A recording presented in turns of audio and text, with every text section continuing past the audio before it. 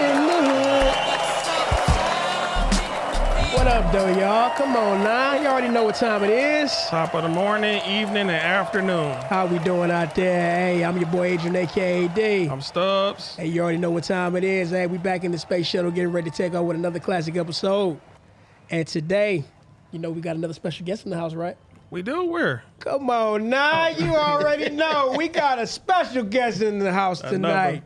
This man right here is a UAW alternate steward right there on the front lines in the front trenches of one of the big three. We're not going to say which one it is. This man right here, he knows his stuff when it comes to labor relations and everything you need to know to protect yourself in the workplace. This man right here, I've been knowing a long time. We go way back like 4 flats on the Cadillac. I want to welcome him to the show, Mr. SJ, a.k.a. Sean Johnson. Welcome to the show, my brother. Thank you, fellas. What's the deal? What's good? Man, ain't no suit, just reheated. Man, you know what, man? I've been waiting for a long time to have you on this show, man. Yeah, we've been talking about it for a minute, so I'm definitely appreciative of the invite. Man, you know, because, you know what, a lot of people, you know, in the workplace, especially in union shops, they really don't, they know it's a union shop, but they don't know what's in the contract. Absolutely. So I want to kick this off by saying, you know, before we get into all that, what got you into wanting to be in the union? Man, it started like, let's see, I've been there 15 years, so I started going to union meetings and just trying to understand what was going on there. So one meeting after another, and then it was just like, I got to get involved. I felt like sometimes they was, you know, one thing about unions, everybody puts a title on people and expect them to know everything. So it was just like I just wanted to get involved and start learning and being able to be knowledgeable for myself first. And then it just ended up where it went from me to just people just coming to me and asking me questions. So it just, I got a love for the people first. So that's what made me just want to really be involved. And you know, my brother right here been wanting to ask you some questions for a long time because, you know, even though we're different unions, he's still involved in his local. Okay. And go ahead, bro. I already know A few questions. I already know you want to ask. Go ahead. This episode, we're going to talk about grievances. We're going to talk about what should we want. Actually, I asked you that first. What should we fight for in the contracts? It depends. Like right now in this term, you know, the way things is going, you know, of course, wages because inflation's going up. You want to protect your rights, you know, things like that. You want to make sure like you got. It's a lot. Mm-hmm. So like, you know, like some of the problems. Like, tell me some of the problems y'all have at your shop. We don't got profit sharing. Okay. I doubt we'll get profit sharing where I'm at. We don't got shift premiums. Mm-hmm. Where I'm at, I doubt we'll get shift premiums. But it's certain things I feel like we should fight for. It's something else. I can't think of what it's called right now. Probably like a 9-90-10 or something like that, to where every time cost of living goes up, y'all wages go up. Mm-hmm. It ain't based off the contract. It's based off, cost of living went up. Yeah. I can't think of what that's called. COLA. That's what it's called, COLA. Cost of living. I don't know why I couldn't think of that. But you know, I just want to know about the negotiation. I've never been to a negotiation meeting. I've never been in the union like that. So I just want to know what that energy is, that atmosphere is like, and then how hard is it to truly get what you want? I'm going to tell you, the way I really understood how negotiations work is I took a collective bargaining class at Black Lake. And that was probably the most powerful thing to see when it comes to negotiations, because the way they had it set up was like how we sit at the table. So one side is union, one side is management. Everybody, it was like 5 people on each side. Everybody had a role. And they gave you certain parameters that they look at, same as the company. The company going to come to the table. They're going to have a person looking at attendance. They're going to have a person looking at your the work ethics, you know, job performance and stuff like that. Your specific attendance or the overall attendance of the staff? Overall attendance of the staff. Like, you know, like for us in the big three, you know, we have a real issue with people like, you know, called FMLA. And so they want to assume that everybody's fraudulent. So I remember one time I went to this training class and they was like, well, we must got the sickest plant because we got over 60% FMLA. But the thing about it is that that's Family Medical Leave Act. If you want to determine who's using it right or wrong, you're gonna have to investigate each and every person. But the fact of the matter is that it was negotiated. Now, who is No, my bad. Don't that violate HIPAA? It depends. If they start asking personally about your illness, that was where it violates. But, you know, the company-wise, they're going to look at it from the standpoint of how many people got it, how many people use it, with days, all that type of stuff. Also, I want to know too, what type of tactics? I know you mentioned one about FMLA. What other type of tactics would they try to use against the workers so they won't upgrade the benefits or the pay? They're gonna use everything they can. I mean, the thing about this, the company is here to save money and make money. So they're gonna use everything they can. They use the fact that how many people come in late, how many people don't show up, what days they don't show up. When you're doing your job, do you cycle your job the right way? Are you missing cycles or everything? They're charting everything. My old dude told me years ago, like he worked for one of the other big three, and he was saying that they had been doing this since like 2000. So they've been watching and building. And then we talk about like the tier 2 worker, they've been knew about that. They've been had that plan. How did that happen? A lot of people don't know how that tier 2 system came about. It's all about money. It's all about money and cost saving. I remember, I think one of y'all shows, y'all had kind of mentioned about like the 89-day worker. And that's like an extension of the tier 2 worker. So basically like the 89-day worker, you work 89 days and supposed to get your 90 and roll over. Hey, we're going to start you over again. I forgot exactly the correct terminology of how they would do it, but basically in a nutshell, they get 89 days of work out of you. Hey, we're going to put you back in the job bank and start you over again. And that's unfair. I feel like you go that hard, let them come in. But when you got a collective bargain agreement, a lot of things that's in that agreement is not fair. Yes. But the company is going to win and the union is going to win. So the company's always going to protect themselves first. And the union is always going to try to protect the worker. But at the end of the day, the company at the end of the day, they're for them. They're for money. They're for profit. They're not really about per se. And I'm not going to just down none of them saying they don't care about the people. No, I'm not going to 100% say that. But their bottom line is to make money, sell the cars to make the money. Now, in your time period, I'm going to rewind back through time. Were you involved in the union back in 2008 during the bankruptcy? No. Well, let me take that back. Yes. So I've been a part of 3 different unions. I was in Teamsters at one point, and then in 2010 is when I went to UAW. So when that 08 bankruptcy happened, I had a lot of friends who was a part of that. And I couldn't understand some of them because I wasn't in the UAW side of it, working for the big 3. But a lot of them was just like, man, I'm tired. Who was the third union you were a part of? The other one was like a railroad union. Oh, okay. So I used to work for a subsidiary of Norfolk Southern, and we had a union, but it was small. I'm not even gonna say, for lack of a better word, it was small. So like our union rep had to come from Plantation, Florida. I'll never forget the name. So Plantation, Florida. Wow. So when Michigan became a right to work state, and when it was a non-right, how did that affect you in any way, or people in any way? Well, it affected the union as a whole because they don't got to. Yeah, from my understanding, when we had right to work, you could opt out the union in a nutshell and still get representation. Which I don't agree with. But that's what happened with right to work. See, a lot of people, I always felt like right to work was something we should have got grassroots on. Right. Got out in front, got to let people understand what it is and what they should and should not be voting. There are people who take advantage of that because I've been around a few people who take full advantage of. I'm not giving y'all extra $40 a month or whatever the union dues is, but you get full, like you said, they represent you. But most of the union members that I was aware of, it's like we're just not going to give them the best representation. Well, you got to have, like I said, you got to have a love for the people. Yeah. But the people need to understand what's the highest body. Facts. The highest body in the union is the membership. It's not your chairman or your president. It's the membership. But you got to understand that, and that means you got to read. A lot of people don't want to read. A lot of people don't want to go to class. They just want to go to work and go home. And it's like, once you start learning, you'll start understanding your power. It's a good feeling when you read your contract and you can go straight up to the supervisor or anybody and be like, no, it says right here, you're wrong. Mm-hmm. That is a great feeling. Absolutely. I want to go back to 08 for 1 second.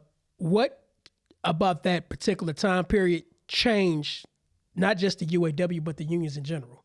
Man, we lost a lot of knowledge. When that bankruptcy happened, you had a lot of people who took the buyout right then and there. So you lost a lot of leadership. You lost a lot of knowledge that the new tier 2 worker, which would have been me, who came in 2010, we needed. Because when I came into my facility, we basically filled the whole shift. So you had certain people that never worked on the line. You had some people who only worked on the line. You know, we had to basically start over the half of the whole corporation. So when you talk about the way things were, and that's why you get a lot of workers now, a lot of the senior workers who have some resentment sometimes because we had to come in at a certain time. And it was, and some of these things that we came in, you know, you have to earn your way. And that's what seniority was about. You know, you start off on a hard job, then as you get time in, you be able to move to your next job. Well, when that bankruptcy happened, it kind of eliminated that. So some people have never experienced what the line is like, you know. Facts. You know, like I always say, I call it chasing Cherokees. You know, you run around and you got that drill in your hand. You know, some people don't know what that's like. And that's a real learning experience. It changes people. You know what I'm saying? Like, it make people humble. I've seen people quit. I've seen people walk off the job. It's not for the weak. No, it's not. It's not for the weak. People don't understand that. And you know what? I want to piggyback off that particular segment. When the 23 contract, a lot of people had a lot of negative things to say about the pay that the big three got because they say you're being overpaid. But people don't understand how much work it takes to be on the lines. People don't understand what it's like to chase down cars all every damn day, 9 to 8 to 9 hours a day. People don't get that. No, they don't. And why do you think the ignorance behind it? Why do you think people just automatically shame the worker for wanting more? I mean, you know, you got to think the big three, or, you know, for the most part, has a stigmatization that, you know, hey, they're lazy, they don't do nothing, all they do is just drink, blah, blah, blah, blah. Yeah. But the thing about it is that, you know, when your body gets that wear and tear from lifting over your head 500 times, you know, 6 days a week, 10 hours a day, then sometimes you want to, you know, do some overtime, your body is going to wear down. The average worker has at least 1 to 2 injuries that they can't even explain. You know, I was talking to one of my coworkers the other day. She has a trigger finger, you know, and then it's like, you know, you have injuries, man. You know, then depending on your age, everybody doesn't start at 18. I was 30. You know, I know people that started at 40. And, you know, you talk about pushing and pulling, and even in our, you know, in my department where I work in, you know, in materials was, you know, where I take, you know, parts in the line, it's a lot of pushing and pulling. You know, driving a high-low is a lot of strenuous turning. Over time, you will develop some type of injury just from doing the job. So when people say, oh, you don't deserve to pay, well, come and do what we do. Come and lift those, you know, 60, 70 parts around. I remember when I first started, I was delivering 100 parts around 10 hours a day. And then it's like, you know, you got a certain cycle time. You got to get there, get back, pick up your empties, all that type of stuff. When you start doing that over time, yeah, the first couple of years was lovely. But now 15 years in, body aches differently. You know, I got people that's pushing 60 still in my department. What you think their body feel like? Right. Because my granddad, he was part of the world, you know, back in the 60s. And the damages to his shoulders really came upon him, you know, later on down the line. And people, like you said, people don't really understand that part. And that's why, you know, with seniority, that's why I always tell people, take your rightful place in your work, in your industry. You know, as your seniority gets better, move to those lesser strenuous jobs to be able to have longevity. But everybody can't move. Some people are going to be stuck because it's just too many people to everybody get an easy job. So somebody's going to have to still stay in those medium to hard jobs, even with seniority. Now, I do want to know about bereavement days. Who all are they extended to on your contract? So with ours, for the most part, and I'm going to paraphrase more than just say this is a direct quote, but for the most part, you got 5 days for like your immediate mother, father, and kids, spouse, or anything like that.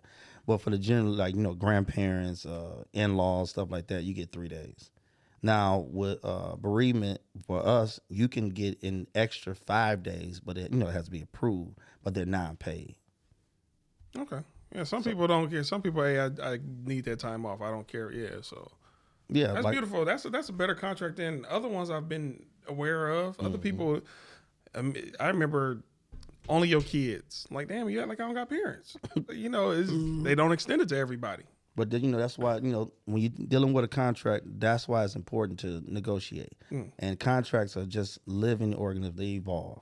So what you saw in the last one, okay, if I don't like for us, we can submit a resolution. Resolutions become, end up becoming into stuff that go to the bargaining table. Everything you want, everything you gain and loss can be done at the bargaining table. Now, before y'all agree on a contract, do y'all send it around to show everybody, hey, this is what's on the table, or y'all only send around highlights? Well, you have what we call like a tentative. A tentative is basically where they say, okay, this is what we both agree. Now we got to take it to the membership and get the vote. Most of the time it just be like the highlights, but a lot of times you can get access to the whole thing. The whole thing, okay. I want to go back to what you were just mentioning about the 23 contract. Mm-hmm. I was told before that contract had a lot of deceptions in there. Do you agree? Yes and no. I'll say that it was a lot of hidden things, but with a lot of contracts, you're going to always have that. And if you don't read, and I remember our regional director told us that, she said, read every word. Read every word. If you're going to make a decision, make sure you're reading every word. Make sure you know what's going on. Highlights are always going to give you everything you want to vote on. They're going to put the money out there. It's like marketing. They're going to market that contract for you to vote on it. So money is going to always be out there, vacation time, stuff that people want, but they're not going to tell you about, like how, like, for example, in our contract, our attendance policy changed. Our medical policy changed. So when you look at our old contract, it's a lot of red that's crossed off because they took out a lot of the medical language. Now, I just want to know one thing. In the news, it seemed like one company of the big three is getting, I don't want to say worse, but getting, having more hits than the other two, Stellantis. Okay. Why you think that is? I mean, I know every big three is doing bad, but it seems like Stellantis is doing worse than the other two. When you say hits, what you mean? Like cutting shifts. Like recently, it was in the news, they about to lay off 900 people at Sterling Snapping. Stuff like that. Man, our industry is volatile. It's up and down. Everybody's, Ford might be doing good this year with sales, and Stellantis might not be. GM might be doing good. Ford might not be. So it really depends on the time. Like, you got to look at sales. You got to look at, do they got too many plants they was operating? At one point, Chrysler had too many plants. They had too many vans and, too of everything. So it's like, it could be a multitude of things that constitute a layoff for real. Now, you might have asked me this question. Go for it.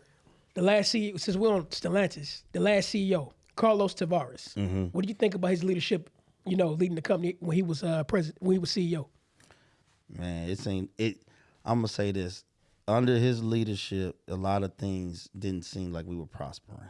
And then, when you read the news and everything like that, it just didn't seem like he was a good fit for the corporation, like he understood how business truly ran.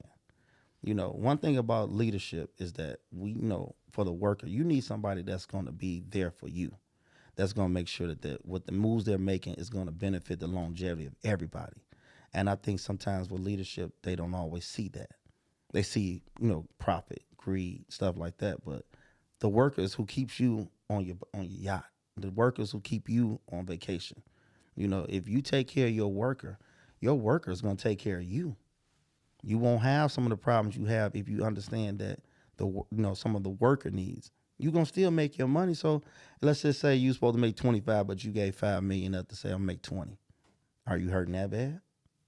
But, a lot of people don't want to think about it like that. They want to think that, I got to make 25. I can cut that from the worker. But that's the person who's putting their blood, sweat, and tears for you to be able to have the life you live. You're not building one car. We are building the cars. So if you put us first and think about what we need, yes, we probably will stay there a lot longer than you. But I don't think he saw that. Now, I do want to know about, sorry for keep jumping to other topics, but I want to know about initiation fees. Do you feel like unions should have initiation fees or just straight up union dues when you get employed? I think they should. Like one thing about the union is that we the people, we fund, this is our union. Mm-hmm. So we gonna, the things we pay into, we get back out. So initiation fee it's a lot to go into. Like we're operating, our dues operates our local. Now, do you feel like the initiation fee should only be for full-time employees, or all regardless you should pay it? Anybody who's getting representation. If the union represents you, you should pay an initiation fee. But what if by some chance you on call only averaging 16 hours a week, and then what if the union initiation fee is still $200 a month? If that's the case, then maybe you can go something like a prorated situation. Okay. But on just being just straight up, like, it is what it is sometimes, and I don't want to sound like kind of like cut and dry or bold, but it's like sometimes because you're operating, you got to realize the fees are going towards your local. Your local has to operate. It has things that it needs to do.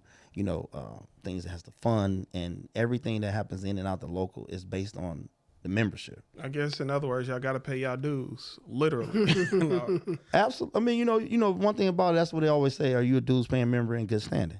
Nah, I'm sorry. No. So it's just, to me, it's like what that's saying is just like you want to stay in good standing. You want to make sure that your bills is up to date and everything, because you're gonna want the best representation all the way down from your local president to your shop steward. Now, I did got another question. Grievances. Are union members allowed to file grievances, like write up their own grievances and submit it, or only people in position allowed to write and file the grievances? You write a statement of facts.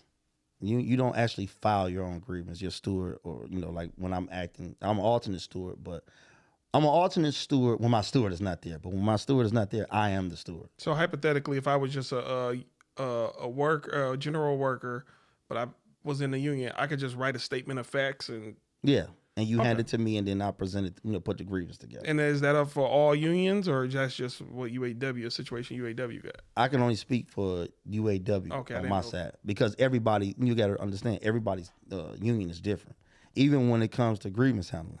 Like I've taken a class before and been in there with people from all three, and everybody's process is has slight variations, but the same. Some people have 3 steps, some people might have 4.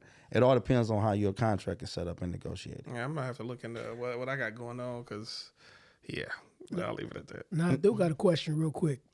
What do you think of the idea about proper work-life balance? Ooh, that's a good one. Ideally 5 days a week. Chrysler used to, just using them for an example, I had this flyer years ago that I saw. It was they were hiring in the 60s, late 60s. They were hiring afternoons and a morning shift. You might can do 3 shifts, but Monday through Friday, and canvas for the weekend. You don't, if you're gonna run 6 days, at least give them the option. But do Monday through Friday, even if you want to go the max you can run. You want to run it. How they used to do back in the day. It was like, you do 8 hours. Everybody did 8 hours, but it was like you really did like 7.7 or 7.8, and got paid for the other 2, the other little 0.2 or whatever. But give the people a chance to be able to have a life. I remember going to a union meeting one time, and I'm just gonna say, the person that was there was like, it doesn't matter. I'm gonna be at home barbecuing. You saying it to somebody who works. I used to work every Wednesday through Saturday night. So you telling me on Saturdays you're barbecuing? I'm at work trying to keep I'm doing the work that you don't want to do. That's cutthroat right there to say that in front of the group. Why would you say that? People don't understand absolute power. Right. Sometimes you're humble when you're not in position, and then when you get in position, you forget that. I agree. Yeah. So that's just how I look at it. Like, so people don't understand. It's like you have to really think about the membership as a whole. If you're a local president, you don't just represent day shift. You don't just represent afternoons. You represent everybody. And do you think it's a divide between different shifts? Absolutely. And why is that? Because the company doesn't run the same way. If the company would train management to run and operate the same way, we would run the same way. I mean, everybody want to say the union runs the shop, or no, we protect the contract. Our job is to make sure that management is not violating the contract, but management directs the manpower. Management, runs the shift. But you got somebody who just came from Burger King management. Right, it don't work that way. Yeah, he don't know no better. And then the training, to me, sometimes can be stepped up, because you want you want your company to run like as if it's a Fortune 500, not some old little rinky-dink shop that you building cars out of. Would you ever cross over if they allowed you to management? Nah, I'm UAW for life. That's what I'm talking. Hey, hold on. But you got to give a hand clap for that one. Now, I ain't gonna front though. I remember before I got in there, I was trying to get in there, but when I see the difference is like, I can't do what those cats do, man. Yeah. They gonna mess around and they'll bring the other side out, man. They want to talk to you crazy, and this upper management to lower management. I've seen them dog each other out, cuss each other out. So it's like that with them? Oh, absolutely. I've seen brothers, I had a manager that he had his brother there and his brother was dogging him out. Like, wow. No. And they don't got a union. They don't got nobody to fall back on if stuff go left. Some of them a lot of them now I'm finding out their contract. So they're really on pins and needles. So they salary, they pretty much at will employees when you think about it. Oh, absolutely. That's why some of them be so, they're so willing to protect their job at all costs. They'll mess around and lie on you. Yeah, don't that happen all the time? That happens a lot. But you think about the pressure you put on them, and this is the thing about it. I'm not excusing them at all. But think about the pressure that the company put on them, putting them on as a contractor, and you come in that facility, and now you created your life. You done came, everybody who came in there is in the search of betterment. Facts. Even on the management side. So they come in there and you put them in a position where their integrity get questioned. And my thing is, once you start questioning, people with integrity getting questioned, that you ain't no telling what they'll do for $1. It's the same, like if you look at it from a street aspect to the corporate aspect. People, you be like, oh, he's solid to the turf. No, but at the same time, that dollar getting away. Some people don't have no integrity no more. Now let me ask this about you. Your personal experiences as an alternate steward. What are some of the difficulties that you face by being one? The difficulties of being an alternate steward is that sometimes I come behind my steward. And so I got to get brought up, like it could be a day where a discipline is coming down. So I got to get brought up to speed faster because I wasn't there to do the investigation. So sometimes I got to call, hey, I got this person here for this, that, and the other, what's going on. But the other outside of that, the most difficulty is just the people and the trust that you have to build with people. Your constituents feel more comfortable with their steward than they do the alternate. They feel like the alternate doesn't know or might not care. And I've seen that sometimes, but like I say, if you accept that role, you have to understand what you're doing it for. And it's for the people. Because I always thought as if you in the union, you got to be the mother, the father, the counselor, all that type of stuff. You are. Because you always got somebody with a problem. A lot of times, and what people don't understand, the problems that we solve are not even contract related. Your steward's job is to protect the contract. It's to make sure that management is not violating your rights. Yeah, the contract. But people don't see that and understand that. And so when they come saying, hey, man, I need a day off or I need this, that's not my job. But we do it because, you want to take care of your peoples. So we've developed certain things that are not our job to become our job. So I do got another question. Should write-ups fall off? That's it? Yeah, that's it. Oh, okay. Yeah. But see, everything depends on, your situation. Now, I'm going to tell you something that, I'm just going, a little trade secret. Everything's negotiated. Oh, I already know that. Yeah, it's a contract. It's what y'all both. Yeah. But no, when I say that, like one of the people who trained me, right? We used to, I used to tell them we hit the floor and solve crimes and smoke cigarettes. That's our little joke. But what we was doing was, steel, iron sharpens iron. So he would go and convert with another steward, and they would, discuss what just happened. But what I did notice was that, sometimes doing write-ups, depending on who you got as a supervisor, you can negotiate it. Hey, this person's a good person, 30 days, in situations, let's let it drop off, where it might supposed to stay on there a year. So it's just really just depending on who you're dealing with and who you representing. Some people, you can't get there because they file longer than 8 Mile, so it's just different. I also got another question, corruption. Now we know over the past, I want to say 10, 15 years, the UAW been having a bad rap with corruption. Mm-hmm. How can that be fixed? You know what I mean? As far as, getting that type of aspect or that stigma away from the union. Man, that's something that we can't answer. Being on just me being honest, right? Mm-hmm. Reason why I say that because it's people. It's not they're not corrupt because they're part of the UAW. They're corrupt because they saw opportunity. Right. And it just so happened that they happen to be a part of UAW. But if that opportunity had presented themselves somewhere else, some of these people probably would still did the same thing. It's just unfortunate that they happen to be under the umbrella of UAW because now we get attached to that. And the corruption that they did comes from the opportunity they saw within the UAW. But you got to get good people in there. You got to get good people who actually want to do this job and want to see this thing grow. And if you only want to take, that's what's going to happen. And I was getting ready to ask you, too, to piggyback off that. What do you think, what are some of the changes that need to happen within the union, to make it become better? Education.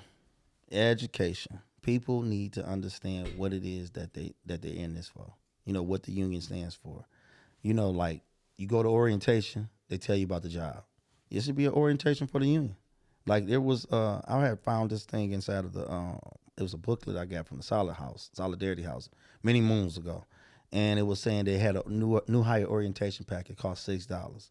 You need to give the worker everything that they can to be prepared to hit this floor. People don't even understand what Weingartner rights are. That's just the basic thing that's saying you have the right to request your steward. Certain things they need to know before they hit the floor because you got to understand when a person walks into your facility and become UAW, we don't know if they used to work at GM. We don't know if they worked at Ford and they, now they're at Chrysler. So you got to treat them as they don't know nothing, like they're a newborn baby, and you got to raise them. And in the same way the company is going to implement their SOC, their standards of conduct, we need to have a standards of conduct of how we're going to educate our new members. So when they hit the floor, they're not getting educated by some of the old members who are already been tainted. And you called it Weingartner rights? Yes. I never heard of that before. Weingartner rights is just your basic function of saying, hey, Mr. Supervisor, I want to request my steward. Okay. It's just that simple. But it's these are things that you learn. I've learned by going to class. But I remember when some of the workers that came behind us, me and a friend of mine, we printed up those and we gave them out like, hey, this is something y'all need to know. If y'all ever get in trouble and need, have to deal with management on a disciplinary action, request your steward. Now, I do got this question is kind of a list question. I want to know, how hard is it to get someone their job back? I'm going to list 4 things that someone probably did. How hard may it be to get them their job back? Okay. The first one is they just always late. In our facility, we call it 6 months to a year. But everything's negotiated. So what people don't realize is that you always late, you end up getting fired, and somehow we manage to get you back. We might have had to give up something. We may have had to, have some leverage because the company just don't be like, hey, you got fired, we'll see you in a year. No, they plan on firing you forever. But, we filed a grievance and try to hopefully through the grievance process get you back. And maybe sometimes we might have to leverage, something. Are you leveraging something for that specific individual or just overall? For that specific individual. So it might, say like they might be a health and safety grievance that you might have to, leverage out. Like people don't understand it's not contractual to get you back because you got fired. That's a negotiation. So a negotiation is a give and take, Now when it comes to that, what he just read off, pertaining to that situation, don't they got to go through some like a attendance counselor? Yeah, I mean, you probably have went through that depending on how the attendance procedure is set up. Like at one point, we did have an attendance counselor on file at my facility. But, things like that, it has to be negotiated. So when you talk about getting somebody back, sometimes, things have to be withdrawn. Okay, and this next one, if you can get somebody back for this, fighting. I've seen people come back on that. On fighting? Yep. I've seen both parties? I have too. Yes. Okay. Yeah. Now they did about a year, maybe a year and a half out, but they did come back. And when they come back, do y'all typically still put them both in the same atmosphere or send one? No, you separate them. Okay. Yeah, you separate them because you don't want that that to happen again. So you don't want to create a hostile work environment. So you separate them. Maybe one person might end up on days. Some people might end up on nights. Might end up. You used to be in trim. Now you in final. Yeah, that makes sense. Because you gotta try to make sure you minimize the situation. Okay, and the next one is sleep. You just catch them sleep. Yep, that's probably me. He didn't say that. We Hey, hold on. We just joking. No, sleeping is 30 days, but 30 days no pay, or what are we talking about? 30 days, like you're not gonna get fired, but you getting suspended 30 days. Mm-hmm. Yeah, I've seen people get called like that. Okay, the last one I have is substance abuse. Ooh, I didn't want to say alcohol or drugs, just leaving it all open. Substance abuse is, that's what we have. Like we have a employee assistance program for that, but it's rampant in the industry. So some people, I've seen people get caught red-handed. I've seen people go out and go to treatment and try to get themselves better, because the thing about it is a lot of people have problems. You dealing with a lot of people don't understand, even though it's not prohibited in the workplace. A lot of these people go home and don't have homes, or don't have things that they need to wind down with. So they're using these drugs, or they're using the alcohol, or they're dealing with life choices. Like some people, I read this thing. It was like, what you coming to work for? He's like, hey, I'm coming to work for my working family. The other guy said, what you coming to work for? He said, man, poor choices. So even though you might make money, but sometimes the industry can make you really start looking at your life. And when they using them drugs or using that alcohol, it all depends. But that's what they have the EAP program for. I was speaking on this topic, during our last shows, and I was saying to the people out there, sometimes the job can cause you to do that too, because a lot of times during the time study, they'll eliminate a person from that job and add more work to your job. And then in order to cope with that, you go out there and do some substances to keep you going. True, but you got to remember, everything's a choice. Yeah. That's the thing about it. It's like, I get it 100% that, more work, more stress, cause you maybe want to go, and do what you do. But it's a choice. And at the end of the day, what's more important?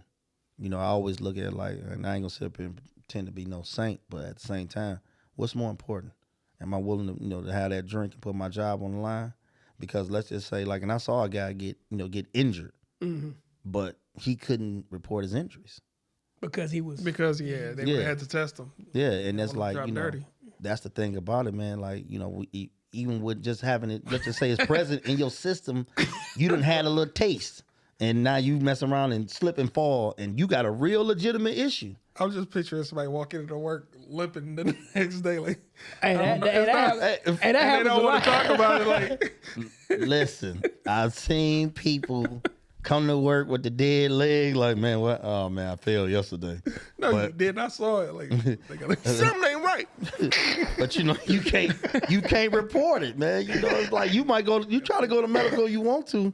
Yeah. And now they ramping up on that on alcohol in my facility, especially lately, because they've been catching people in the bathroom smelling weird.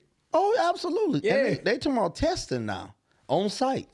Now, what about marijuana? Since it's somewhat legal, somewhat not legal, does that test matter if somebody drop dirty? Yeah.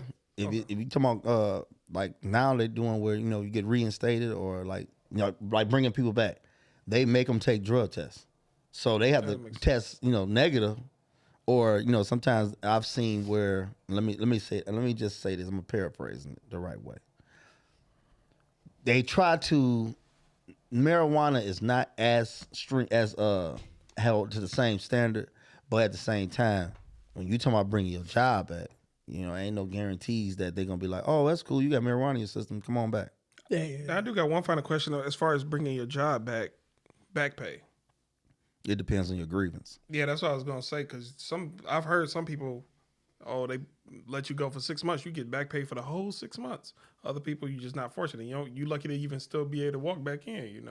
It depends on your grievance. Like the thing about when you get let go in our facility, it starts with your committee man, but your grievance is probably going to be written by your steward. So when you talk about what that means is that, okay, your steward wrote the grievance, you got to let go. So your committee man is negotiating you to come back. It's they can't get it, so they elevate it to like step 3. So that's going to go to your plant shop chair, and this is just in our facility. If they can't get it, then it's going to go to your local president. Then if for some reason they still can't get it, it's going to go to arbitration. But that same grievance that was wrote from the steward elevates up.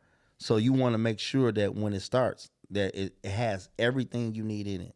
Because I've took a class before, and I remember the guy said you can win the grievance and still have somebody fired because you didn't put the right language in there. So when like things like back pay, if that's what you want in there, if you want anything you want in there, made whole in all ways, you want to make sure it's in that grievance. You said made whole or always? Made whole in all ways. What does that mean exactly? Basically, is to make sure that everything that you had is you're made whole for it. You know, that your seniority, your pay, you know, any time off, back pay, all that stuff.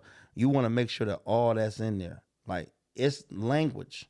The whole thing about a grievance, it's about the language. What's in it? Now, did the amount of grievances go up in 2020 with the pandemic? People getting laid off, or? That I'm not 100% on because, I mean, grievances, you know, when we got laid off, everybody was at home. Okay, even in union, okay. Yeah, everybody, like, it was the company only ran the need to have people in there. But now on the management side, they were in there. And a few managers, you know, RIP, they didn't make it. And I heard about the Blue Line stories too. Like, let's just say somebody had COVID and they fell out during the job. Everybody would stand out there on the Blue Line. We did it once. We stood out on the Blue Line, and when you talk about like protesting, you have to be careful because you can only. It's not like how before you can't do a wildcat strike. You can't just up and we out of here. It's got to be health and safety. Yeah. So we stood on it as long as we could, but I'm gonna tell you what management leveraged. They leveraged the temps. That's how they got us back to work. Dirty. Can y'all explain? That's dirty. Can y'all explain this Blue Line for me, if you don't mind? Okay, so in our facility, the Blue Line is the walkway. So that's where you walk down the aisleways and everything like that. So one day, it was just like we kept getting reports of people getting sick and they wasn't doing nothing about it. We felt like they wasn't doing nothing. So it was just the word went around like, hey, we all on the Blue Line today. So the whole plant got on the walkways and stopped production for like 8 hours. Solidarity. That's a solidarity move. Now, the thing about it is the only way the management, and when I talk about, we had everybody from the top down there. It was in there on second shift. You saw people we never saw before in there. Like, hey, what's going on? Trying to figure out what's what. That lasted about 8 hours, and they finally realized, like, we got to get these people back to work. They leveraged the TPTs against us because we couldn't protect them. And what did you say? That's dirty. What did you say earlier about rest in peace to the management or something like that? Yeah, because like during COVID, they had to work. So some of them, like one thing about in your industry, you just even though you union, you still human and you still connect with people. Mm-hmm. And some managers are good people. And I know a couple of them that didn't make it because they were at work and got sick. Oh, they literally they were working. Oh, yeah, they wasn't at home when we was quarantined because remember, they had the company still has certain people that has to be in the building. Essentials. Yeah. Like skilled trades. I know they one of them. Yeah, but it's certain trades. Mm-hmm. Not all of them. Like if they do a fire watch, certain trades have to be in the building. Right. So certain trades were there. Certain managers was there, and then they were trying to put the plexiglass up and all that stuff, and some of them got sick. And, they didn't make it. For some weird reason, when you said RIP, I thought you meant to their careers. I didn't know you meant to they actually didn't make it. Yeah. I don't know why I was confused on that. Yeah, they went on to glory, man. Hey, I'm sorry to hear that. I do got another question. It's possibly a serious topic. How do y'all deal with sexual harassment? Or how should you deal with sexual harassment? Man, it's tricky. It depends. They have to do a whole investigation. To see if it was even true? Absolutely. Okay. Yep. You have to investigate that because, it could be, a situation where it was unwarranted. You got guys or women who might say the wrong thing to the wrong person, and they're not tolerating it. Right. But it still has to be investigated to make sure that it's done right. Because if that's if you don't investigate, then people will just start, hey, well, she touched me or he touched me just because they don't like them. No Jonathan Majors, no false claims. Absolutely not. It'd be wild stories about that because let's just say. This happens, relationships. Mm-hmm. We have relationships all the time. Depending on how it ends, one can lie on the other person and get that person fired just because they're mad at him. Absolutely. You could just take it to a step further. Like, you have a disagreement and it's like, oh, okay, well, I'm going to go ahead and he or she did this X, Y, Z. You know, it just be what it be. That's why they have different things they have to investigate. Like especially like when it comes to like race or using the N word. I've been a part of that where we call it like a 3-6 investigation, and they had to, bring down the civil rights investigator, and we had to really, like the corporation takes it seriously. Like you can't use words against people, of LBG, all that type stuff. You can't use those type of words. Like it's this day and age is really changing. Yeah. And the corporation is having a zero tolerance to a lot of stuff. So even like using the N word against me, another black person, they're not tolerating that if they feel like, if the right management hears it. Like I knew a woman at one of my occupations, somebody put a note on her car. They got it on camera and everything. Management, nobody did nothing about it. And I'm like, you need to go above management, go to NLRB or somebody, because this is a lawsuit. Mm-hmm. Clearly got evidence. Nobody did nothing. They just said, "Oh, sweep it under the rug." No, that's not fair. But you can do things like call the EEOC. Now, what exactly is that? Don't give me the don't. Okay, well, just EEOC. We'll look it up later. Yeah, I always forget the what it stands for. Yeah, I want to say equal employment something. It's something like that. But they basically investigate things like that. Like you gotta have different ways. Like they have different ways, and then like for us, we have an ethics line. So if you feel like your management didn't do what they're supposed to do, you can report them. And they got the NRLB too as well. Mm-hmm. Now, I wish we would have known about the EEOC because I like to help people. I never wanted to really be a union committee person, but I like to still help people. They almost every time it come up, put them in. And people want me to be in because I'm so helpful. But as you said earlier, when I'm in position, then I just behave different. Okay, let me ask you this. I'm gonna ask you the question. Why you want to help but not get involved? Oh, that's a good question. I don't know. It's just I'm just a helpful person. I like to be there for people and look out for people. But as soon as it's my job to do it, then it's just I don't know. It's something in me. It's just a different. Now I don't want to do it because it's my job to do it. But the thing, it don't feel genuine. Maybe I don't know. But I'll say this: if you got a love for the people, that will be your job. I do, but. Like, do y'all still work on the line? Do y'all still do work, or y'all just do different things as a union? In our facility, no, but I have went to classes with people who are working stewards. And that's what it is for me. I enjoy the job. I don't want to just. You don't want to do two jobs at once. Yeah, I don't want to be straight union. I want to. I like what I do now. I don't want to. Okay, now you 100% union. We don't do that no more. No, I still want to go back because I enjoy doing that. But you got to realize, at some point, the person who's in position right now is going to get tired, go to the next level. It's always going to have to be somebody else who's taking their rightful spot. And I'll, cheer on whoever wants to take it. I don't want to do it. Man, come on, bro. You got to stop doing that. I don't know why you press that button. Because, man, you just literally said I don't want to do it. Man. Like, I care about people. I don't know if you ever had that about you before you actually got into the union. Like, I care about y'all, but I just don't really want to transition. It might be cool. You never know unless you try. Yeah, but I'm good. I'm gonna say that as exactly what my brother just said. Is that you never know till you try. Now, would you ever be the president, or what are you, the treasurer? No, I'm right now. I'm on the executive board, so I represent the materials department for the local. Do you ever want that responsibility being president? That's a huge responsibility right there.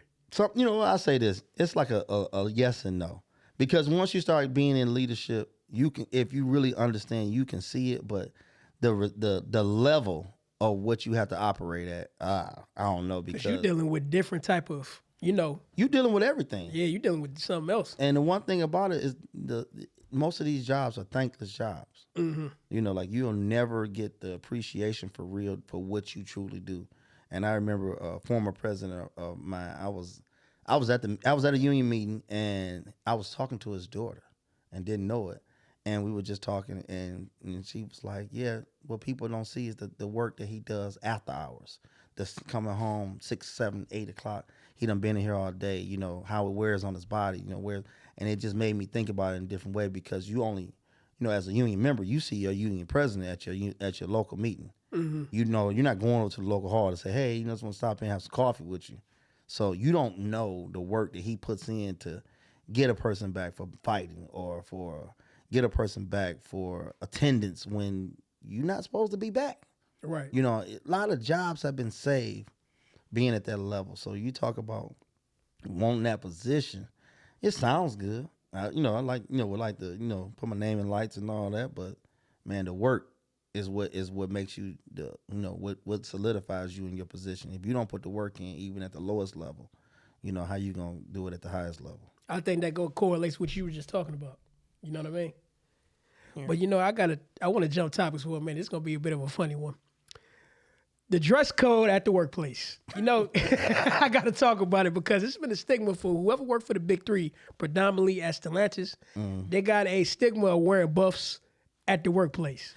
Man, I ain't gonna lie. When I'm on the floor, I put that shit on. I ain't gonna lie, but I put it on because I want to feel good when I get dressed. But I go to do the job. A lot of people don't know is when you work all these damn hours, you ain't got nowhere to wear your clothes to. Absolutely. I mean, and people be laughing like, I could, so the joke in my department is like, when you the steward, we can tell by what you're wearing. When you work, when you ready to work, you can tell you got your work clothes on. But like you said, I work a lot of hours, so when I'm be the steward, and then I look at like, you got to dress for your success. Right. I don't think my clothes are going to determine the people, feeling about my leadership. But at the same time, I feel like, I put on, decent shirt, decent pair of pants, decent shoes.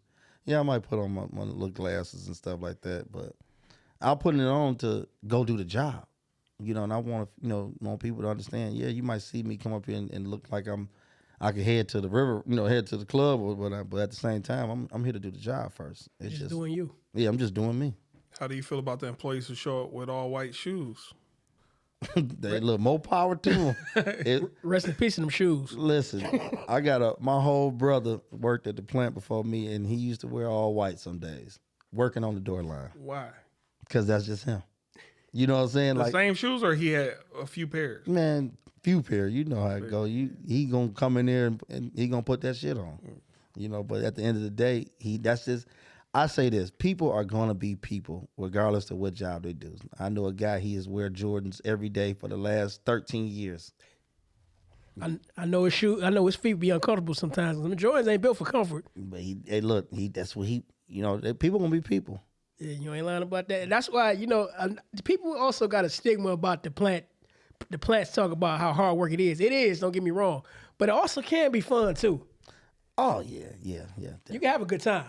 Yeah, if you're around the right people. I've had some days, man, and we've had. I'm gonna say this. Shout out to my guy Don, my guy Country. Salute. We used to go at it on the jokes, right? So one day I'm on the job and I pull up and they looking over there and they talking to each other like, man, don't look at him. Don't look at him. I was hot that day. I was hot like fish grease. I got to going and I'm talking about we was roasting each other for almost an hour. When I looked up, the line was about to be shut down. They called him for all my parts.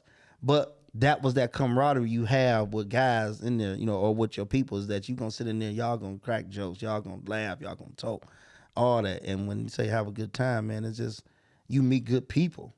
And when I say, like, you forget some days you at work because you actually enjoying the people. Everybody's having a good day. It's not about, man, well, we had a bunch of drinks that day. We was just literally being silly guys, cracking jokes, seeing who had the best material that day. Now, I did want to know about AI. Eventually, they may take over the full workforce, and if so, I ain't gonna be getting no union dues because they don't gotta pay. They AI. Do you think about that future? Absolutely. So, like, you can look at it from a standpoint of our body shop. So, at one point, body shop used to have over 300 people. The robots came in. Every robot is a person. So, the more people fail at what they do, and I'm not even going to say fail, but the more technology evolve, the less they're going to need people. Now, they're going to still need somebody, but... Because you got to fix the robots. They can't fix themselves. But at the end of the day, now the way you got AI going, they got it where robots fix robots. Because somebody programs that. And I seen a picture of a robot working on the Toyota line. So they trying to hurry up and get this thing going. Robots don't need breaks. No, they don't. Robots don't have children that got to get picked up from school. Robots don't have the issues that a real human has. Now, don't get me wrong. Why do you eliminate all the workers? Who gonna buy the product? That's a good point. what Robots don't buy cars. Not at all. He was talking about YBI at that point. Mm-hmm. Then if y'all hypothetically lay off everybody because the robots took over, still pay people UBI. 3,000 UBI Universal Basic. You know about UBI, right? Yeah, I thought you were talking about Young Boys Incorporated. YBI. UBI. When they start building robots, They got that slanging.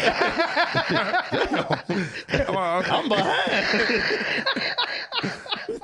I think too quick, man. Oh man, no, But, UBI. Yeah, UBI. Hey, what was the point? Like Bush Jones build robots? I ain't know that. Man, imagine them on the corner with a robot. They got that slanging. What do you need? Robots are got back. top 10s and campaign hats on. Come on, man. Oh man, no. But you know about what UBI is, right? No, so bring me up to speed on it. UBI stands for Universal Basic Income. Okay. Basically, people who don't have a job or, you know what I mean, ain't no jobs or not enough jobs, the government will provide you with a certain amount of money every month Okay. or every week. Okay. You know, something like welfare pretty much. That's what it sounds like a re-warmed up version. Yeah, because what it is it's really a control mechanism to control the people on how much money that they give you and eventually come down the line on what you're spending on. You know, but we ain't about to go down that rabbit hole, but basically that's what it is. Okay. So when he's like what he was saying, when the robots come into place, ain't gonna be enough jobs. Because if anybody know one of the parts of the agenda, they talk about mass unemployment by 2030. Here we are at 2025. And when the robots come into play, they're talking about having majority of people receive UBI. Okay. You know what I mean? That's what that means pretty much in a nutshell. So basically, putting it right back on welfare, in a nutshell. There you go. But I mean, but that's what the thing about it is all this technology that we embracing, which is a beautiful thing. At the same time, once it goes into place, you can't take it back. No, you can't. You know, you it's like video games. I remember I played my Super Nintendo 2 years ago, and I was like, "What is this I'm looking at?" Because now everything's evolved so far. But you couldn't tell me when it first came out that wasn't the coldest thing alive. But that's all we knew. So once you put that technology in place, it's a wrap. Or once you just pay people, it's a lot of people who grew up, they whole family on welfare. They don't even get in the mentality of I should get a job one day. They just A lot of people not even working right now. They're not even focused on getting a job right now. But think about it, is it enough jobs for everybody? No. I've always said it's not. That's why they create random. And you got people right there that's right now looking for a job. They're struggling to look for work. Yeah. That's why they go to Uber, Grubhub, DoorDash, because ain't enough jobs out here. They know it's not enough jobs out There's here. a lot of middleman jobs. You ever just go to a furniture store? I don't need a salesman. Just let me walk around. I want that one. But you can't carry a couch to the register. But you know what I'm saying? Even car dealerships. I just walk around the store. I want this car. I shouldn't have to have a dealer. Certain jobs don't make sense to me. Y'all middlemen. But you know the problem in this Trying to get a commission. Even a house. Go ahead. But you know the problem in this brave new world? What? It comes at a price. Are you willing to pay it? You got to think about it too. I get the theory what you're saying about what we don't need, right? But those people also are going to be eliminated. Just like True. it's like saying we didn't need cashiers no more. That's why you get self-check. But all those cashier spots were once operated by people, and every self-check spot is now operated by you. So you're actually paying. You actually paying to go to the store and bag and do the job for free Yourself, yeah. And versus keeping that person employed. So it's like I get the way things, it's like I just want to go in and be, away from everybody. But we eliminating the people, those are people. And that's the same thing that happened in the plant. It's like when they got rid of the body shop, they took down people to put robots in place. Like And what? and so that's the whole thing. It's like it just really, we eliminating people. Hey, lately I go to a lot of stores with options. Okay. Cashier or self-checkout. I always choose the cashier. Me too. A lot of these young cashiers get mad. Go to the self-checkout. I'm trying to save your job. I'm trying to preserve something here. Now, if I keep going there and everybody go there, you just sitting there for 2-3 weeks, the people watching you on camera going to be like, okay, we finally don't need that no more. Get her up out of here or him up out of here. So What we talk about with time studies? I can't remember what. Time studies basically timing you on how long it take you to do the job. And depending on how fast you do it, they'll eliminate that job. Yeah. That's what they're doing, the time study. I'm not going to say what I do for a living, but my occupation, there are robots now that do what I do. Mm-hmm. And one day that may come up to exactly where I'm at. They just, as soon as I show up for work, hopefully, that's another thing I feel like we should fight for in contracts. Severance packages. Especially if there's AI and all this other stuff going to be coming. I feel like kind of every job needs pension and severance packages. They do. Mm-hmm. I feel like those two things, like even if you work at McDonald's, any fast food, anything, pension. But you got to think, too, when you think about pensions, right? Pensions need to be somewhat reformed in the sense of, like, who can get it? Because, like, for example, like my pops passed 2 years ago, and he worked for the big three. So my mother was able to get his pension. But let's say she was gone and he passed, the pension's gone. Where does that money? That money go back to the company because the only person who can get it is the spouse. Like your children can't get your pension, So it's like it should be reformed in the sense of we're gonna get a pension. Make sure that money that I work for, my family can get. So do you feel like pension should work the day of retirement, regardless of what happens? The next 30 or 40 years, it goes to somebody. Yeah, I think that like kind of like how like bereavement work. Yeah, somebody in the night, your cousin JoJo, no, he ain't getting it. But if you got kids, and you work 30 years and you earn this pension, they should be able to get it if you don't have a spouse. Now, another question. On a scale of 1 to 10, how hard would that be to fight for in a contract? It's all negotiated. Everything, Walter Reuther said it best. Everything you gain and lose is, from the ballot to the bread box. So everything you gain and lose is at that table. Can I also ask you this question? Temporary workers. Could you explain to people how important the temporary worker is? Whew. The temporary worker is important because, for absenteeism. But they need more stability with being a temporary worker. Like the way we used to have part-timers back in the day was, they worked Monday, Friday, Saturday. And that was their shift. They knew those are the days they're coming in. They knew that was what they worked, stuff like that. But now temporary workers are like, they're expendable. Yeah. That's how the company treat them because I remember the last group that we had before they opened up the Mac plant, they had them working some 6-7 days. I bet. Different shifts. No breaks. Yeah, I mean, like, we need you 7 days. And you couldn't say no because you a temp. Absolutely. And you talking about going over the different, like, okay, this week you're on days, next week you're on afternoons. And sometimes I heard they'll ship them off to another plant if they need them. They did. I never forget. I smoke cigars, right? So I, pull up and I'm in my car smoking. It's almost like 5 in the morning. And this is, like part of the job when you being the steward that it's not your job, but it just so happened I took on this quest. And I had a call from a constituent and they were like, hey, listen, I just got a call. I'm about to go to another plant. What do I need to do? Like, I don't know what to do. Like, my whole life is set up, hey, my guy, he works days, I work afternoons, we trade off the baby, and we're both trying to make it. Like, I don't know what to do. I've been working at, the plant. I heard you were on the floor. And I'm, in my mind, I'm like, first of all, why would you call me this late? But I understand the severity. So I'll say this is that, people got to respect the steward's time, but I get sometimes they don't think about that. And she didn't because at the end of the day, I'm like, what can I tried to give her the best the best answer I could because my heart went out when I heard the story. Like, man, like imagine you trading off your baby to go to work. You work days, she works night, and then it's like, okay, here's the baby. I'm gone. See you later. And then it's like, now you get a call saying you're no longer on nights. We're on days and you start on Monday. With no time to prepare either. They don't give you time to prepare.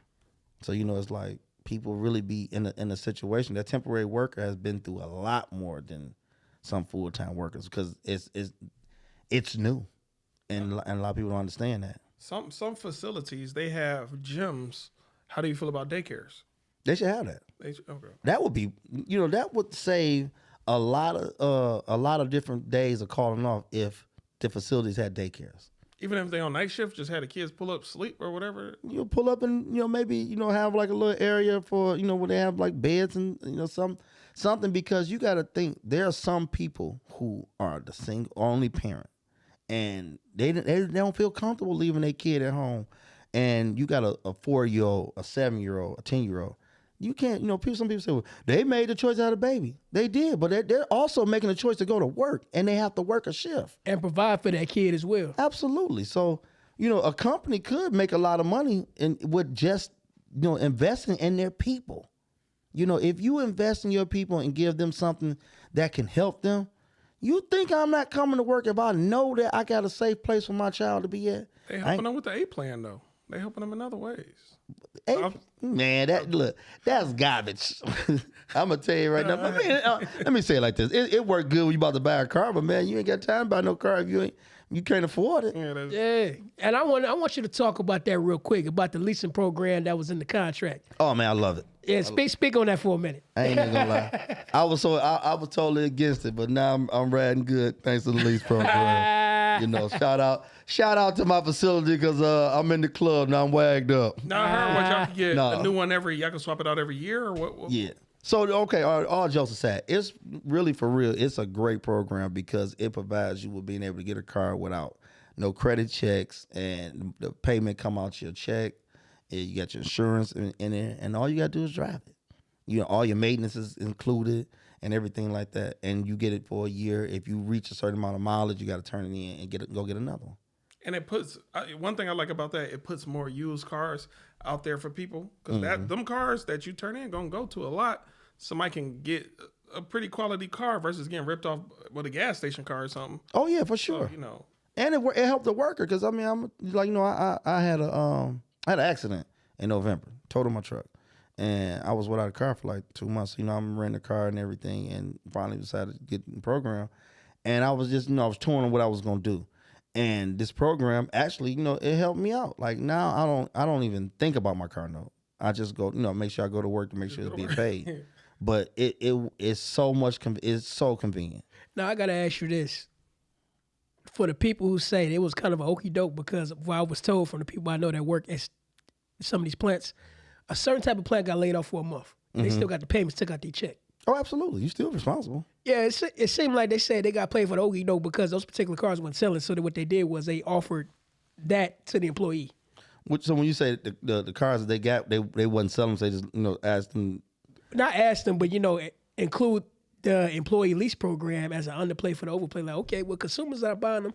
Let's see what if our own workers is going to bite. I mean, they probably. I'm not even gonna sit up in front and act like they were just thinking about us. Like, oh yes, they was. Yeah, that's what I mean. Yeah, no, they wasn't. They was thinking about them, but I mean, the benefit is what I look at. Like the benefit of it is that you get the opportunity, even for some people that probably would never go and get and do that, because it was a stigmatism back in the day that Chrysler Financial, just using it for an example, was not approving everybody.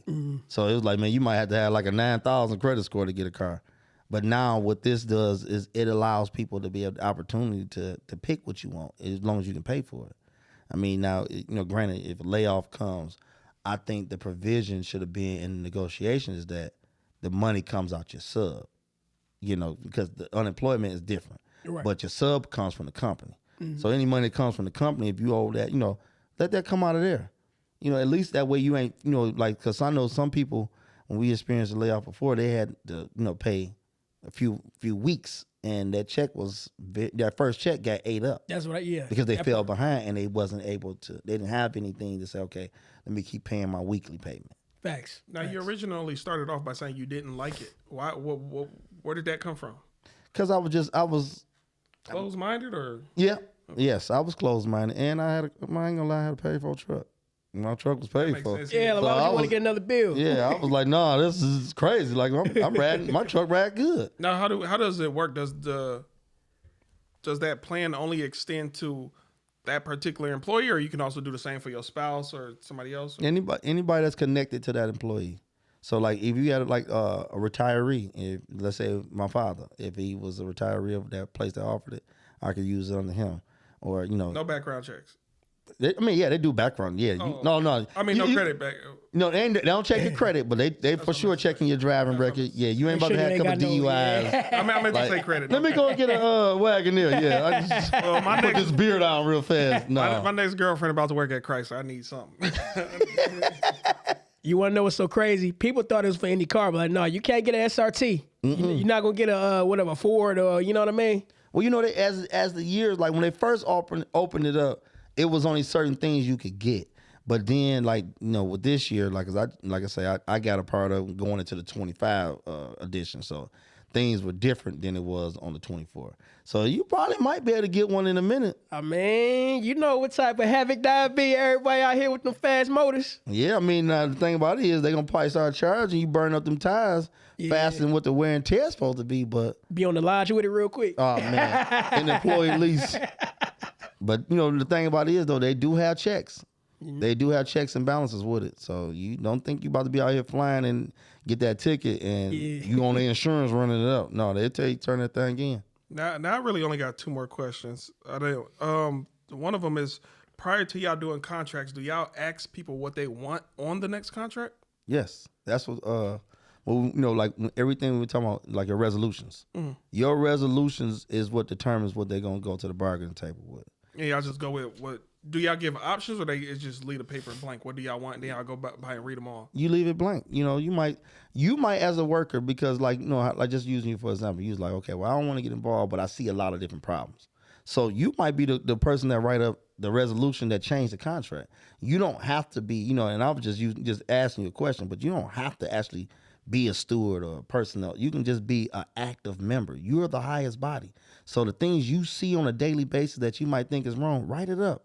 Because that's how your contract gets negotiated based on the things that people see and say, oh, I want change. Just like the things you were saying at your facility about bereavement and different things like that. If you don't like it and it comes time to negotiation, y'all have the opportunity, write it up. That's how you get, you know, your contract to be better. My union ain't as good as your union. I'll leave it at that. But everything has a fight, and I'm gonna tell you like this: when it was a class I took, and they showed us the first contract. The first contract had like 2 pages. 2 pages. It was like 2 pages. It was like, you know, they didn't have a lot to put in there when they first started back in 35. Oh, that's different. You see what I'm saying? But over time, now you got different pages. You got, you know, book of letters. You got a whole page just for overtime. Absolutely. All that stuff is negotiated. Like I say, you know, when you talk about like Walter Reuther and all that, they negotiate for profit sharing. It was and stuff like that. That has to be negotiated. It's not. They didn't just wake up and say, you know what, today we're about to give y'all this. You have to negotiate it and ask for it. What you think about the Chrysler profit sharing? With the one we got? Oh man, that was different. That was different. No, you did. Hey, Chrysler got made fun of, man. They got flamed all that week. But you know, like everybody got to understand, it's a give and take. Because at one point, you know, somebody else is on top. You know, it just everything is about profit. And the thing about it is, if you got somebody who is not good with their, you know, with the business model, you might not have as many profits as other companies. You know, I'm gonna try my best. You know, my question, because I got a whole bunch of questions, but I'm going to try my best to condense them down because I know you got to get out of here. I just got 2 more questions. One question I want to know is, what are some of the things that can be improved in your shop, and what do you see the future of the UAW in the Big 3? Ooh, I mean, the main thing I would want to see is just that, you know, the education. You know, getting these people getting my membership to know what their rights are, what they can do, what they can't do, you know, what they need to be fighting for and standing for, and what they should be, you know, understanding that's just a gripe. You know, like, people need to get educated more, and as a union, we need to spend time educating the people, or at least giving them the opportunity, you know, even if it's not necessarily saying, hey, we're going to bring them over to the local, but putting out information for them to be able to grab, not just say, here go your contract book, read it. Like, have contract day. You know, where you go over, you know, and teach people, hey, look, this is the things that are going on in there, or these are the things that are the most hot topics. Like, this is where you find that at. You know, really breaking down the rules, it will help build the UAW in a different way. A lot of people don't know the rules, and they have interpretations of the rule. But seeing black and white changes everything. Knowing where you can go get, you know, certain information changes everything. So people will know some of the rights they can do. Because even as a steward, sometimes, man, I'm searching. I remember I had a guy. I used to tease one of my old stewards. I used to say, man, what you in there listening to jazz for? but he had 4 books. He was reading OSHA laws. He was doing this. He was doing that. It's just we need to start putting things in writing so that we have something etched in stone for people that come behind you, because people don't know. What about the future of the big 3? Man, it's up in the air, depending on what president we got, depending on what the technology evolves. I don't know. Like it's different. It's really it's a volatile situation where every day it could change because people not buying cars the way they used to. We got to have find utility use for the cars and all that stuff. Now they talking about these tariffs and and all that type stuff. And now the materials to build the cars might be in question. So it's like it's undetermined right now. The best thing we could do is pray and go to work. For the ones that for us who work in the industry, go to work, do your job, and do it to the best of your ability. So that way we can try to have something to leverage against the company. Because if we go in there and we don't come to work, and if we go in there and don't do our jobs, we lose leverage. Now, you did mention Walter Ruth. Who is he? He was one of the UAW presidents that negotiated for like the profit sharing. Okay. Yeah, he was. If you ever familiar with the have heard of a place called Black Lake, he was one of the ones that founded it and was building, but he didn't see it to come to. He didn't see it in its full creation. So like. Okay. So he a back in the day guy. Yeah, he was. He died in a plane crash in like 1970. Yeah. But he was real influential with the union, with getting a lot of things done. He even marched with Dr. King too. He did. He did. He actually helped. While I didn't know, he helped integrate the union as well. Because before it used to be whites on this side, blacks on this side. He said, "No, I don't like how this looks. Y'all together, solidarity." Yeah. Probably back when they had different bathrooms. Possibly, I don't know. No, that's what happened during King. Yeah, during segregation. Now, I think I only got one more question to maternity leave. That's just I want to leave it general. Mm-hmm. How do you feel about it? Do you feel like women should get more? Because in Canada, I want to say women get a full year off. The man get about a month. Even the man get a month off if it's his kid. We get time off too. Like the men get time off for the women. It's in the contract. Oh wow! But how long? Don't quote me on this, but I know it's about. I think it's a month. Oh. I think they get 30 days or something. Y'all doing good, man. But again, like I say, it's negotiated. The things you want in your contract are negotiated. So if you want something, you have to ask for it. You got to speak up. That's why the thing about I say, getting involved means you understand what's next. Like when it's time for your contract to expire, what's next? Who's going to the table? Who's our negotiating team? What resolution did I submit? Resolution do I see that I need to put in there? That's how your contract is based on your membership. And when your membership don't get involved, somebody's going to get involved and make a contract. Now, what if the contract say y'all not allowed to strike? Would you ever sign that contract? I'm already in one. That you're not allowed to strike? It's only certain things that you can strike for nowadays because they don't want a wildcat strike, which is just like basically walk off the job. Walk off, yeah. But again, the company is going to go to that table and protect them. Mm-hmm. They going to protect them at all costs. So yes, we already are a part of that. It's just a matter of just for real, just like I say, negotiations. Now, my final question for you: What do you see yourself? What do you see yourself as far as the future as being a union official? I can see myself actually taking on the role of being a steward, but that will only come if the opportunity presented itself. But right now, my overall, without none of that, I'm gonna be the best UAW member I could be. I'm gonna still do my job, like I said, being a team lead for 13 of the 15 years I've been there. My job is the love of the people. Like people might not always agree with me, but at the end of the day, it's not about that. Like I'm gonna try to give you the best answer I can give you.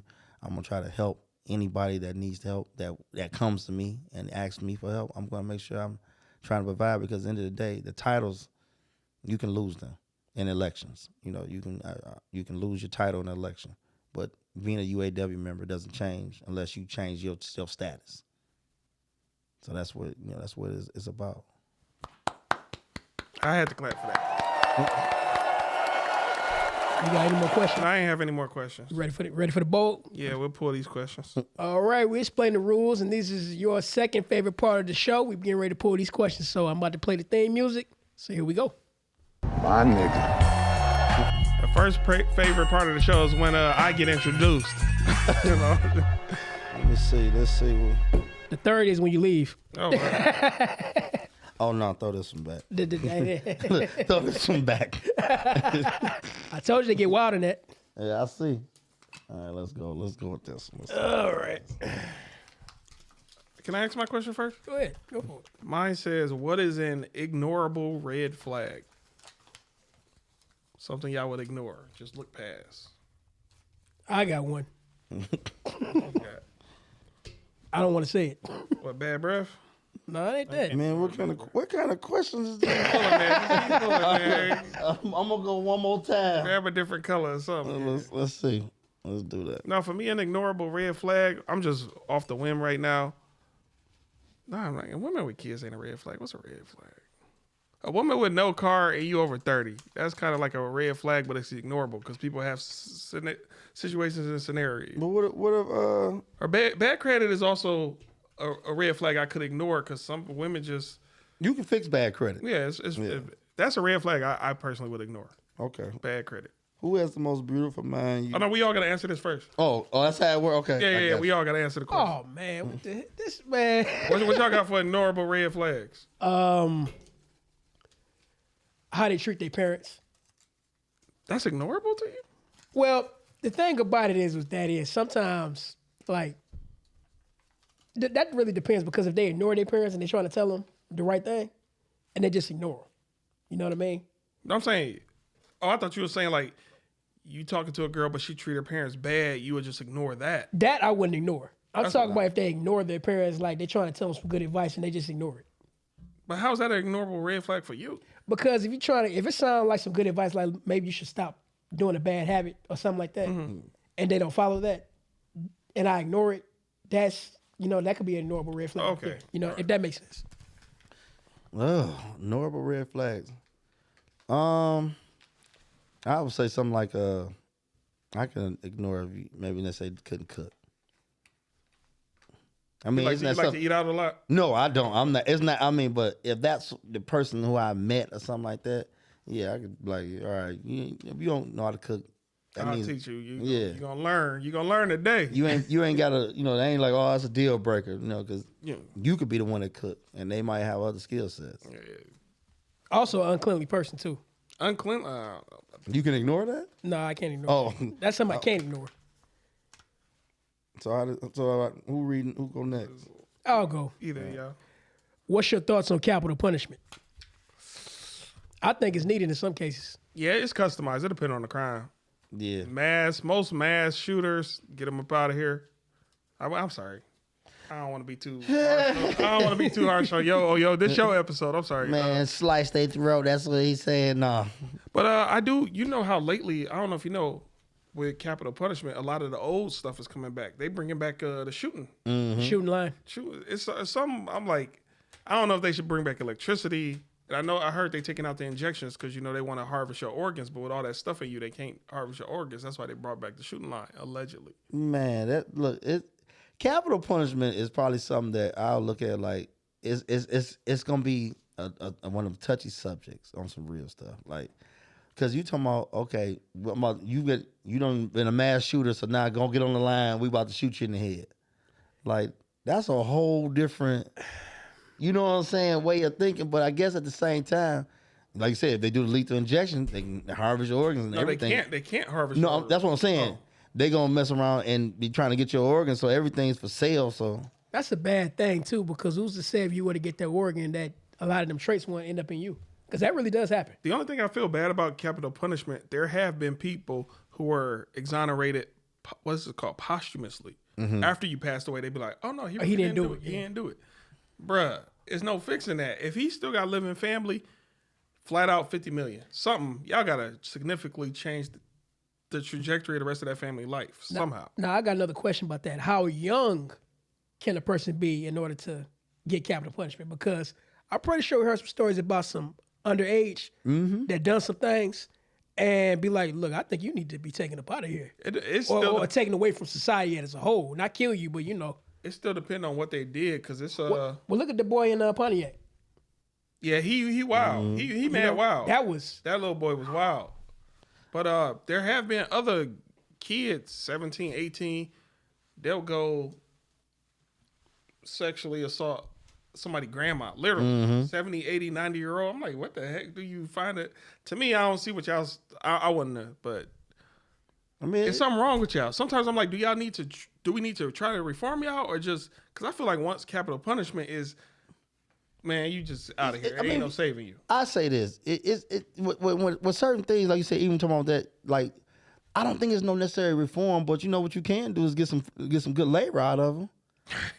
You know, bring back them Chain line. line or something. You know, if you ain't gonna, if we ain't gonna do the capital punishment, put them to work. Or put them to work till your day. Yeah, you know, these freeways that need to be built, have them out there, paving freeways and everything, or do something. You mind if I bring up the Capoleon method? I knew you was thinking about that. Yeah, I was thinking about all right, we had a guest on here named Capoleon. His method was, the people that's locked up, they need to do my damn job. Get your ass on that line and work for me, and I collect the pay. Look, it wasn't a horrible idea, but it was a thought. I mean, it is a heck of a thought. Like, you know what? I got a worker for you, you know. Yeah, like, I'm the one working. I'm the one that's really in prison. Get your ass on that line and make me my money. Every Sunday we bid on new convicts like cars at a lot of stuff. Oh, God. Like, come on. Yeah, man, this sounds like new age slavery. It really is. I mean, like, let me get the guy that's got 20 years. Yeah, give me him. Is this slavery if he in jail, though? He committed the crime, you know. Yeah, I mean, it's you know what? I'm going to say this. Shout out to all my peoples that have been in the joint, man. Because I got some real people that have been in there. But it's just crazy, man. Because, like I say, if you're not going to punish, like, do the capital punishment stuff, put them to work. Because some of them, on some real... Some of them have intelligent minds that can be very useful in different fields. Yeah. If it is carpentry or if it is accounting, put them to work. Now, I ain't gonna say put them in a bank with the money, but no. But give them something truly to do to give them a chance to come back. Facts. You know, for the ones that are real big, but like some of the ones like the sexual assaulters, nah. Yeah, that is. Then you over here until you can find some DNA evidence to say you that ain't true. And not to cut you off, but you know, some people that have been touching on people, especially the little ones, I think they should be the first ones going to, you know what I'm saying? Yeah. Getting taken out of here. Oh, taking out of here. I was making sure you was going that route. No, because them you can't change. Some of them you can't change. Yeah, that's a sickness. Or even dog. Y'all mess with animals. Something that, You don't need to be around anybody in society if you go down that route. That's what I think. Now, I did want to know, how do you feel about people incarcerated not having the right to vote? Should they have the right to vote? Because they get all day to think about it. Yeah. I mean, you know, I got some family members who recently was released, and I don't feel this ain't my opinion is not based on just them, but it's just the fact of their experiences, right? And I think that they're still human. You know, like you taking away their basic function to be able to, you know, pick and choose who they want because they're incarcerated. Like, yeah, I get it. I mean, I'm in jail. I'm behind bars. That's my punishment. But why do you take away their right to vote? Like, that's like, you know, why would you take that away? I also got to add to that particular subject. Shout out to Ken Holyfield. He also was talking about that.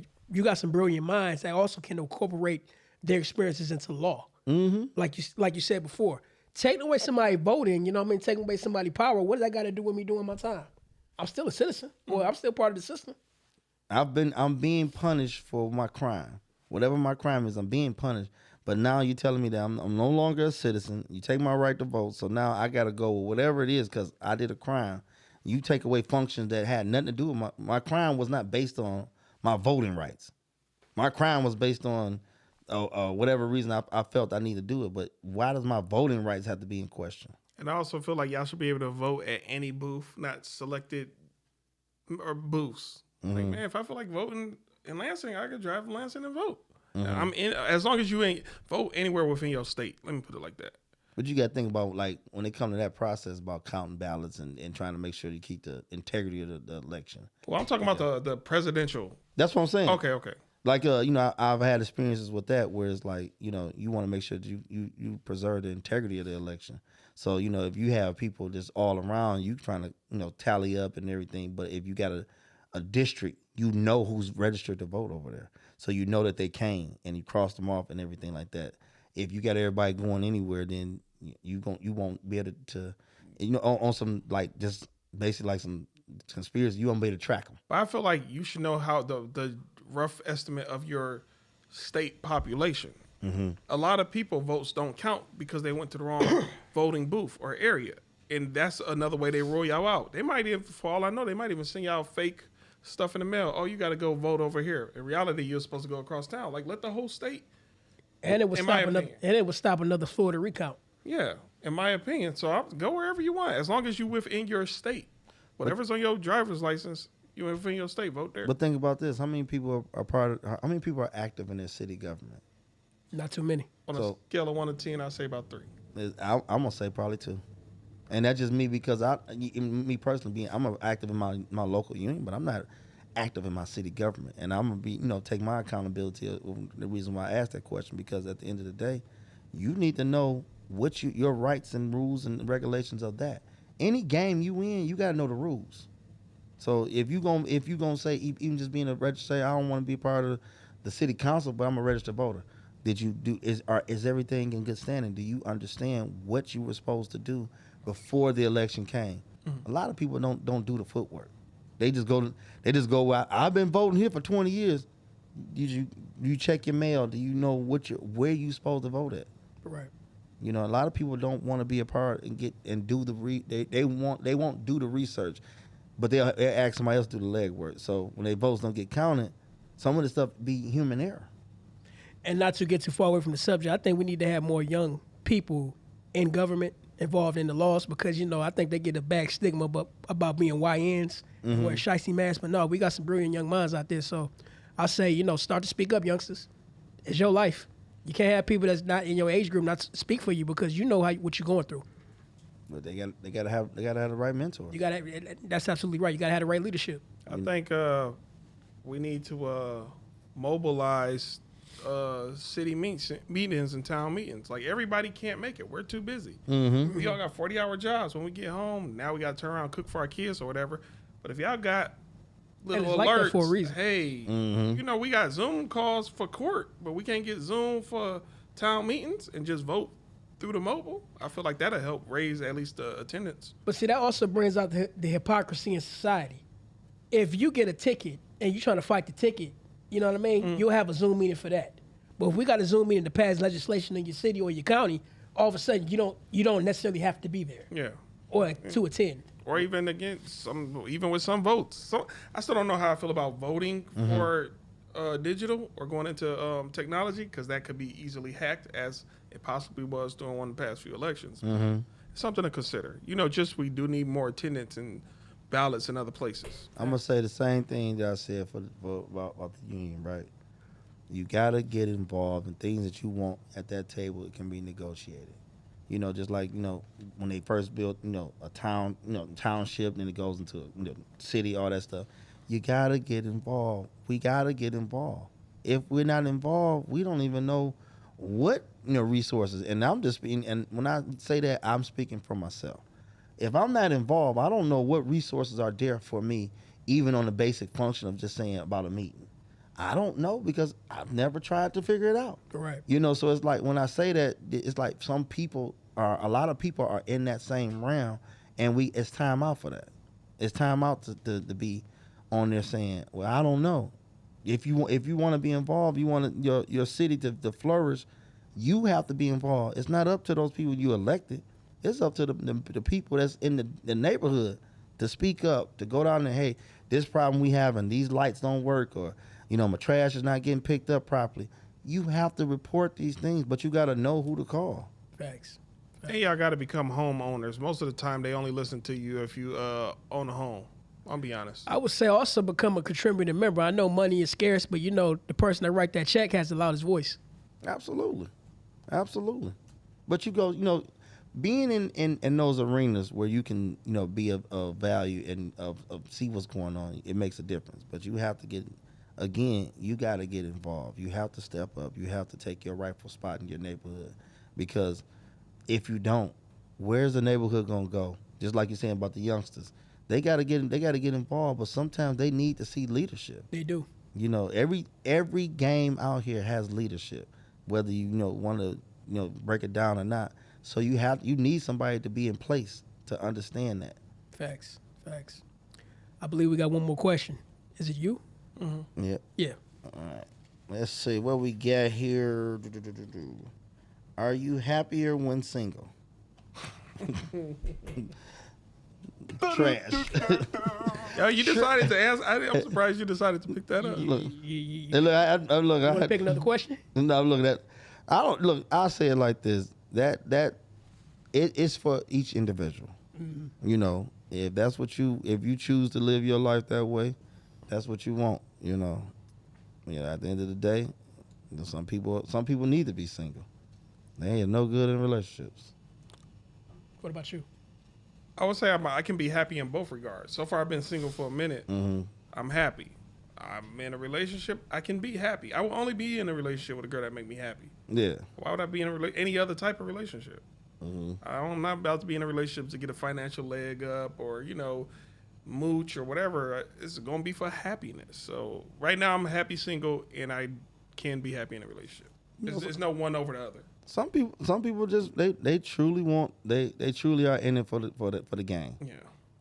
All right, that's been our show. I don't want to answer that. No, I'm just playing. But I no, want to know. for me, I mean, that really depends on the person. You feel me? Right now, as a single man myself, I can really get a lot done and not worry about nobody complaining about why you doing this, why you doing that, where you going, because that get annoying. Like, damn, shut your damn mouth. Let me do what I want to do. You got an untrustworthy face. Hey, I probably don't. It might be the beard. It attracts a lot, but you know what? The thing about it is, if you around the right person that supports you, you know what I mean, and get by your side, and you know, be like, look here, you know, I'm doing this. It could be a beautiful thing, but y'all got to be on the same accord. Like the Bible says, equally yoked. Yeah, that's what I'm saying. So that really depends, because I can't say single life is a good life. But at the same time, if you're around somebody, you know, that can help you move as one, that could be a beautiful thing. Yeah, absolutely. I absolutely agree. So that's just, you know, that's my thoughts on it. Anybody got any That was questions? it. That was it. Before you go, do you got anything you want to plug, or anybody want to get in touch with you about, you know, your knowledge? Any local businesses, any books you think people should read? I'll say this. I read this one for UAW members, 10 points for a union meeting. I got it from the Solidarity House. You might be able to order it from the Black Lake Library, and it just tells you about how your union meeting runs. Robert Rules of Order tells you about, you know, how the functions of a meeting. You know, and everybody read your contract.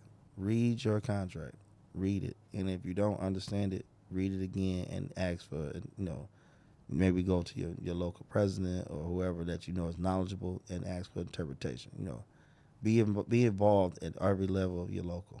You know, from the local level to the region. You know, make sure you know who's where. A lot of people don't know who's where. They don't know the steps. I understand. Like I should have brought my book in as just an example, but my contract book, I have tabs in it, and I know where to go get certain things at. You know, so if you gonna be a part of your union, it ain't about your title. It's about your participation. So know who to talk to and know what the process is. Cool. Well, I think that's been a hell of a show. We'd like to thank our guest for being here, Mr. Sean Johnson, for being down here on the Takeoff. I appreciate y'all, my guys. Thanks again. And of course, you may know me as Adrian, a.k.a. D. Please go check out my channel, Adrian, a.k.a. D on YouTube. This week's video, people that got nothing bad to say about people, but that's all they got to say about people.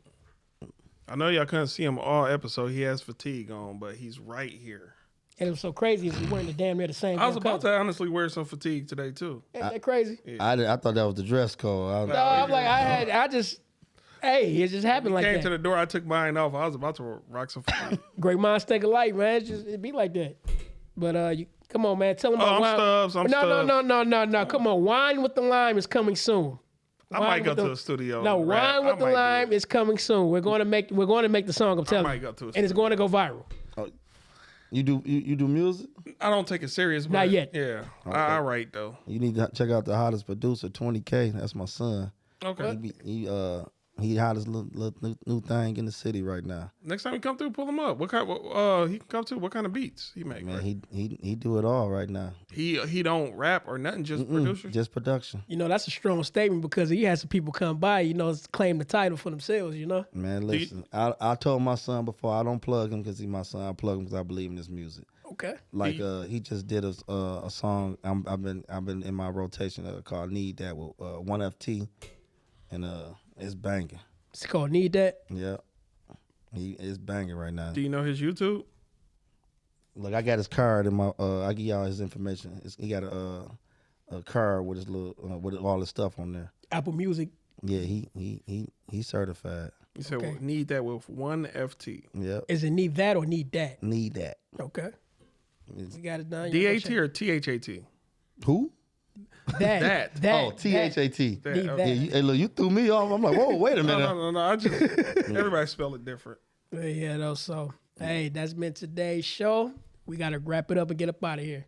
Peace. Freaks.